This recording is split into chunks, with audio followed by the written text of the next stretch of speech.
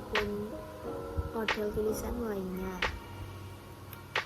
Paragraf juga berisi tentang keseluruhan isi dari tulisan tersebut. Terdapat berbagai jenis paragraf yang dikualifikasikan menurut letak gagasan utamanya dan menurut tujuannya.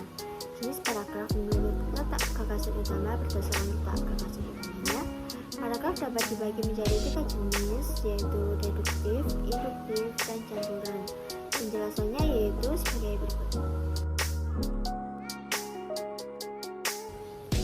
Pertama, paragraf deduktif.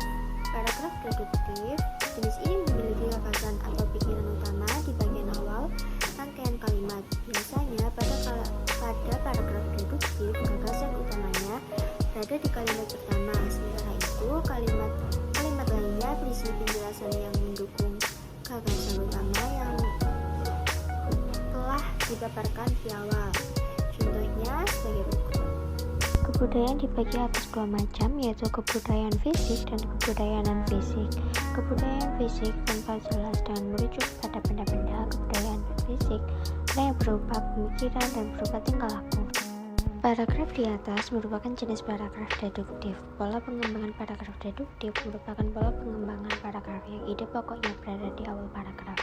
Ide pokok paragraf tersebut yaitu kebudayaan dibagi atas 2 macam, yaitu kebudayaan fisik dan kebudayaan fisik. Yang kedua adalah paragraf induktif. Paragraf induktif ini berkebalikan dengan yang sebelumnya. Gagasan utama pada jenis paragraf induktif baru bisa ditemukan di bagian akhir dari rangkaian kalimat dan lebih sering berada di kalimat akhir. Gagasan utama di akhir ini bersifat menyimpulkan inti dari kalimat-kalimat yang jelas yang berada di kalimat sebelumnya. Contoh paragraf induktif ada di berikut ini.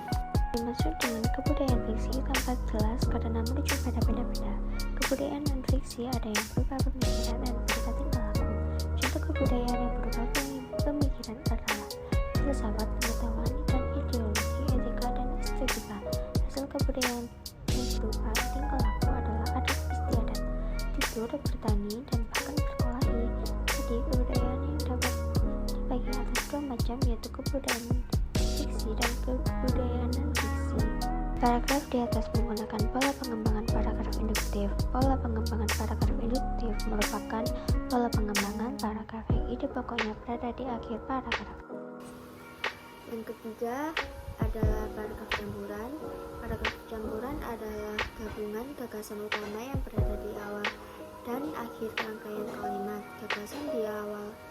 Gagasan di kalimat awal biasanya berupa inti pikiran dari paragraf tersebut. Sementara itu di bagian akhir kembali diletakkan mengenai gagasan utama dengan kalimat yang mungkin saja berbeda dari kalimat gagasan utama di awal. Pemerintah menyadari bahwa rakyat Indonesia memerlukan rumah-rumah sehat dan kuat. Departemen sudah lama menyelidiki bahan rumah yang murah tetapi kuat. Agaknya bahan perlit yang digunakan diperoleh dari batu-batuan kulit sapi sangat menarik perhatian para ahli. Bahan ini tahan api dan tanah air. Lagi pula bahan perlit dapat dicetak menurut keinginan seseorang. Usaha ini menunjukkan bahwa pemerintah berusaha membangun rumah murah, sehat, kuat untuk memenuhi keperluan rakyat.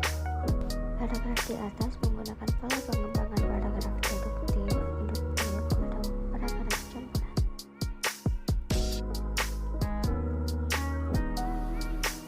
Yang pertama adalah ada paragraf narasi. Isi dari paragraf ini bersifat menceritakan suatu hal secara kronologis. Untuk yang bersifat reaktif, tiap kalimatnya disusun secara runtut sehingga memudahkan pembaca membayangkan kejadian atau peristiwa yang tengah diceritakan. Karena sifatnya yang bersifat dicerita, pembaca akan menemukan sudut pandang dalam kalimat-kalimat di paragraf tersebut. Jenis ini biasanya dijumpai pada cerpen, novel, ataupun prosa bebas lainnya. Yang kedua ada paragraf eksposisi. Paragraf eksposisi adalah jenis paragraf yang isinya berupa penjelasan untuk memaparkan fakta-fakta yang ada. Karena fakta yang menjadi dasarnya, tulisan-tulisan eksposisi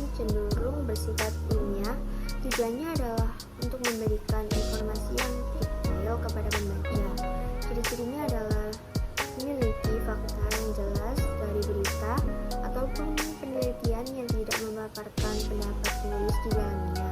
Model seperti ini cenderung dijumpai pada artikel-artikel berita. Yang ketiga ada paragraf argumentasi. Jenis paragraf yang bertujuan memberikan pandangan kepada para pembacanya ini tidak hanya menyajikan fakta ataupun isu permasalahan dalam isinya, namun juga memberikan pendapat-pendapat dari sang penulis. Jadi, data maupun fakta hanyalah pelengkap dari opini sang penulis.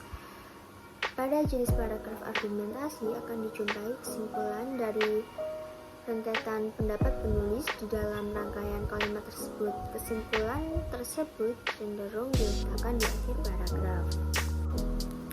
Yang keempat ada paragraf persuasi, hampir sama dengan paragraf argumentasi. Paragraf persuasi biasanya menampilkan pendapat-pendapat dari sang penulis terhadap suatu berita atau isu tertentu. Perbedaannya, kalimat-kalimat yang isinya bertujuan mengaruhi pembaca ini cenderung mengandung kata-kata ajakan atau imbauan seperti ayo dan mari. Kata dan gaya bahasa yang digunakan pun dipilih yang semenarik mungkin untuk semakin meyakinkan pembaca atas ajakan tersebut. Yang kelima ada paragraf deskripsi. Jenis paragraf yang satu ini bertujuan membuat pembaca dapat merasakan ataupun membayangkan hal yang dideskripsikan secara jelas dan nyata, seolah-olah pembaca dapat melihat, mendengar, ataupun mencecap objek yang dijelaskan tersebut. Karena itulah, isinya merupakan gambaran lengkap dari sebuah objek yang disusun dalam kalimat-kalimat. Cukup sekian penyampaian dari saya. Semoga apa yang saya sampaikan dapat bermanfaat bagi kita semua.